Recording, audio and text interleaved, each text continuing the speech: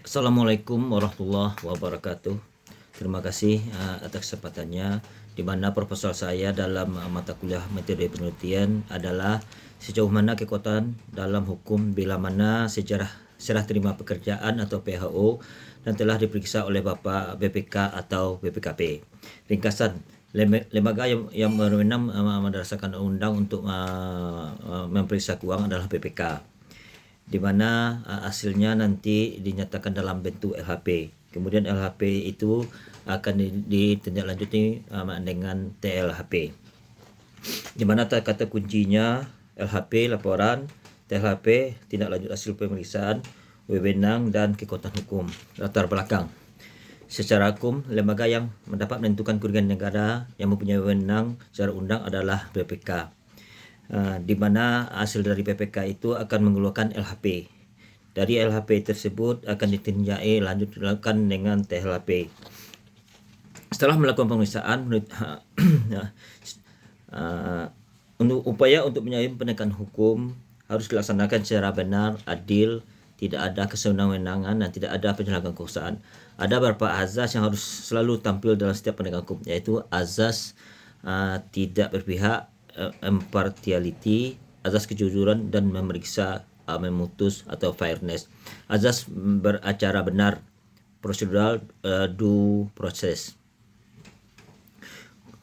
Fenomena penegakan hukum dalam tindak pidana korupsi ketika sebuah proyek yang telah keluar LHP-nya oleh BPK dan masih diperiksa oleh aparat penegak hukum dengan mendatangkan badan pemeriksaan keuangan yang lain untuk menentukan kerugian negara dalam proyek tersebut, di mana ini terjadi pada pemerintahan Kabupaten Agam sesuai dengan keputusan Pengadilan Negeri nomor 8 PIT Sus TPK 2024 PN Padang, di mana hasil yang pertamanya terdapat kerugian negara 54.798.984.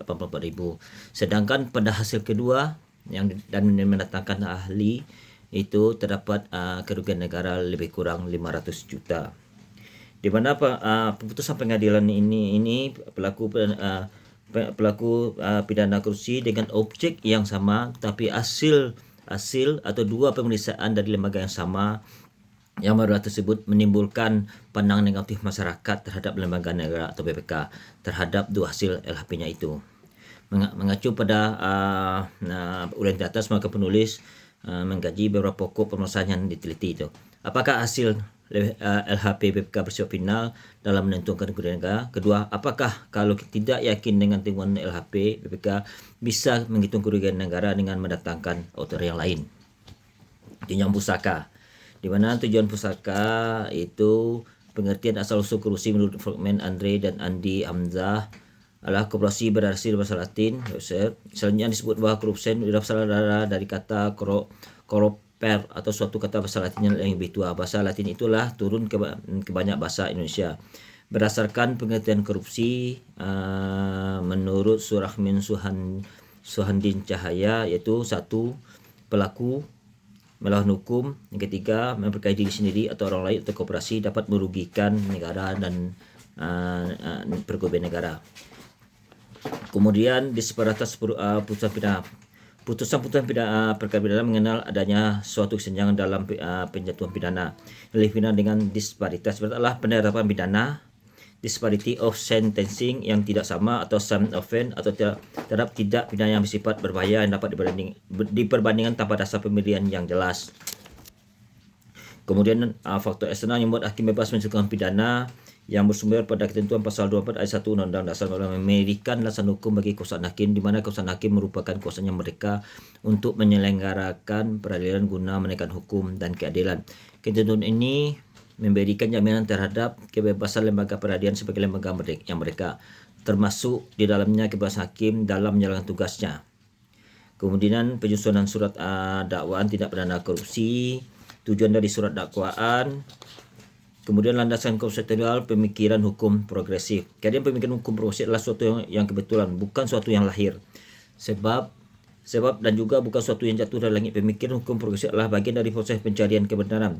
searching for the truth, yang tidak pernah berhenti. Hukum progresif yang dapat dipandang sebagai konsep yang sedang mencari jati diri, bertolak dari realitas empirik tentang bekerjanya hukum. Kemudian dasar hukum rekomendasi. Mereka merupakan satu-satunya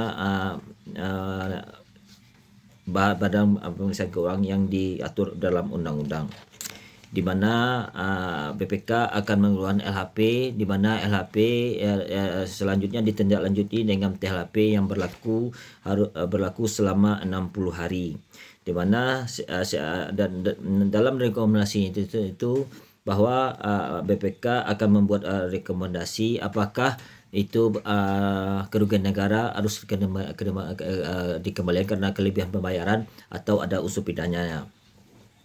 Di mana aspek hukum dalam tindak lanjut hasil pemeriksaan itu bahwa berdasarkan Undang-Undang Pasal 20 tahun 2004 ayat 1, pejabat wajib melanjutkan rekomendasi dalam laporan hasil PBK. Ayat 2-nya wajib memberikan jawaban berdasarkan kepada PK tentang hasil temuan.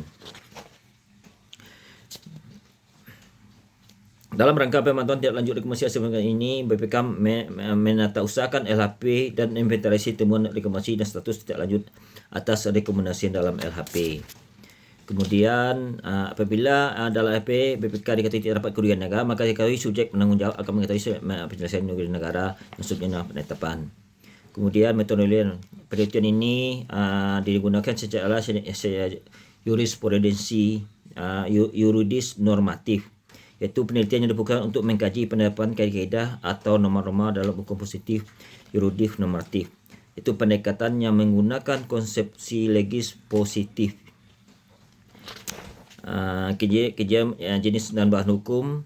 Penelitian yuridis normatif adalah penelitian hukum yang dilakukan dengan cara meneliti bahan pustaka atau data sekunder belaka. Penelitian normatif atau kepustakaan tersebut mencakup penelitian terhadap asas hukum, jenis bahan hukum, dan penelitian normatif yang terdiri dari bahan hukum primer dan sekunder. Sarjono, Soekarto, dan Sri Mamuji. Kemudian itulah proposal penelitian saya dan fakta. Atas kesempatannya saya ucapkan assalamualaikum warahmatullahi wabarakatuh.